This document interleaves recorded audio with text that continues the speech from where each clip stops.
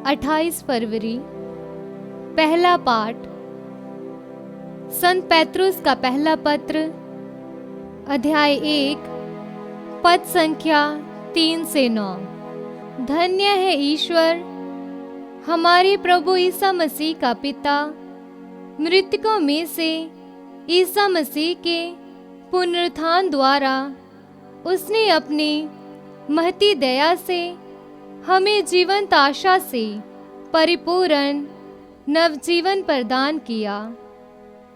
आप लोगों के लिए जो विरासत स्वर्ग में रखी हुई है वह अक्षय, अदूषित तथा अविनाशी है। आपके विश्वास के कारण ईश्वर का सामर्थ आपको उस मुक्ति के लिए सुरक्षित रखता है जो अभी से प्रस्तुत है और समय के अंत में प्रकट होने वाली है। ये आप लोगों के लिए बड़े आनंद का विषय है। हालांकि अभी थोड़े समय के लिए आपको अनेक प्रकार के कष्ट सहने पड़ रहे हैं। यह इसलिए होता है कि आपका विश्वास परीक्षा में खरा निकले। सोना भी तो आग में तपाया जाता है और आपका विश्वास नश्वर सोने से कहीं अधिक मूल्यवान है। इस प्रकार ईसा मसीह के प्रकट होने के दिन आप लोगों को प्रशंसा, सम्मान तथा महिमा प्राप्त होगी। आपने उन्हें कभी नहीं देखा, फिर भी आप उन्हें प्यार करते हैं। आप अब भी उन्हें नहीं देखते, फिर भी उनमें विश्वास करते हैं। जब आप अपने विश्वास का प्रतिफल अर्थात अपनी आत्मा की मुक्ति प्राप्त करेंगे तो एक अकथनीय तथा दिव्य उल्लास से आनंदित हो उठेंगे। ये प्रभु की वाणी है। ईश्वर को धन्यवाद। भजन अनुवाक्य। वह अपने विधान का सदा स्मरण करता है।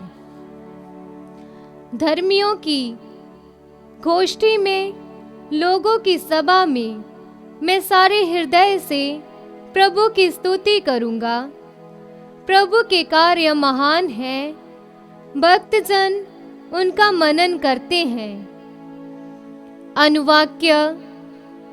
वे अपने विधान का सदा स्मरण करता है। वे अपने भक्तों को तृप्त करता और अपने विधान का सदा स्मरण करता है। उसने अपनी प्रजा को राष्ट्रों की भूमि दिलाकर अपने सामर्थ्य का प्रदर्शन किया। अनुवाक्य। वे अपने विधान का सदा स्मरण करता है। उसने अपनी प्रजा का उद्धार किया और अपना विधान सदा के लिए निश्चित किया। अनुवाक्य। वे अपने विधान का सदा स्मरण करता है। वे अपनी बुद्धिमानी का प्रमाण देते हैं। प्रभु की स्तुति अनंत काल तक होती है। अनुवाक्य। वे अपने विधान का सदा स्मरण करता है। संत मरकुस द्वारा रचित सुसमाचार, अध्याय 10, पद संख्या 17 से 27 तक। ईसा किसी दिन प्रस्थान कर ही रहे थे कि एक व्यक्ति दौड़ता हुआ आया और उनके सामने घुटने टेक कर उसने यह पूछा, भले गुरु, अनंत जीवन प्राप्त करने के लिए मुझे क्या करना चाहिए? ईसा ने उससे कहा, मुझे भला क्यों कहते हो? ईश्वर को छोड़ कोई भला नहीं। तुम आज्ञाओं को जानते हो, हत्या मत करो, व्यभिचार मत करो, चोरी मत करो, झूठी गवाही मत दो, किसी को मत ठगो, अपने माता पिता का आदर करो। उसने उत्तर दिया, गुरुवर, इन सब का पालन तो मैं अपने बचपन से करता आया हूं। ईश्वर ने उससे ध्यानपूर्वक देखा और उनके हृदय में प्रेम उमड़ पड़ा। उन्होंने उससे कहा, तुम में एक बात की कमी है। जाओ, अपना सब कुछ बेचकर गरीबों को दे दो और स्वर्ग में तुम्हारे लिए पूंजी रखी रहेगी, तब आकर मेरा अनुसरण करो। यह सुनकर उसका चेहरा उतर गया और वह उदास होकर चला गया, क्योंकि वह बहुत धनी था। ईसा ने चारों ओर दृष्टि दौड़ाई और अपने शिष्यों से कहा, धनियों के लिए ईश्वर के राज्य में प्रवेश करना कितना कठिन होगा।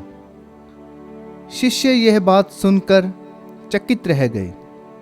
ईसा ने उनसे फिर कहा, बच्चों, ईश्वर के राज्य में प्रवेश करना कितना कठिन है। सुई के नाके से होकर ऊंट का निकलना अधिक सहज है, किंतु धनी का ईश्वर के राज्य में प्रवेश करना कठिन है। शिष्य और भी विस्मित हो गए और एक दूसरे से बोले, तो फिर कौन बच सकता है? उन्हें स्थिर दृष्टि से देखते हुए ईसा ने कहा, मनुष्य के लिए तो यह असंभव है, ईश्वर के लिए नहीं, क्योंकि ईश्वर के लिए सब कुछ संभव है।